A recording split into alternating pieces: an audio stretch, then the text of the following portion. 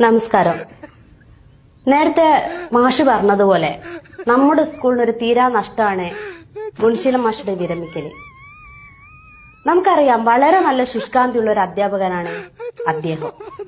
ഒരിക്കലും സ്കൂളിന്റെ ഓട് പൊട്ടിയപ്പോ കോരിച്ചെരിയുന്ന മഴ പോലും കൂസാതെ പൊട്ടിയ ഓട് മാറ്റാൻ വേണ്ടി കയറിയപ്പോഴാണ് ഞാൻ ഗുണശീലൻ മാഷുടെ ശുഷ്കാന്തി ആദ്യമായിട്ട് കാണുന്നത്. മറ്റൊരു സംഭവം എന്റെ ഓർമ്മയിൽ വരുന്നത്, സ്വാതന്ത്ര്യദിനത്തിൽ പതാക ഉയർത്തുമ്പോൾ ചരട് കപ്പിയിൽ കുരുങ്ങുകയുണ്ടായി. അതിസാഹസികമായി കൊടിമരത്തിൽ വലിഞ്ഞു കയറി അതിന്റെ കുരുക്കയക്കുമ്പോഴാണ് ഗുണശീലൻ മാഷുടെ ശുഷ്കാന്തി പ്രത്യേകം എന്റെ ശ്രദ്ധയിൽപ്പെടുന്നത്. വിരമിക്കലിന് ശേഷവും അദ്ദേഹത്തിന്റെ സാമൂഹ്യ പ്രതിബദ്ധതയോടുള്ള ഈ ശുഷ്കാന്തി വിശ്രമ ജീവിതത്തിലും നിലനിൽക്കട്ടെ എന്ന് ആശംസിച്ചുകൊണ്ട് നിർത്തുന്നു.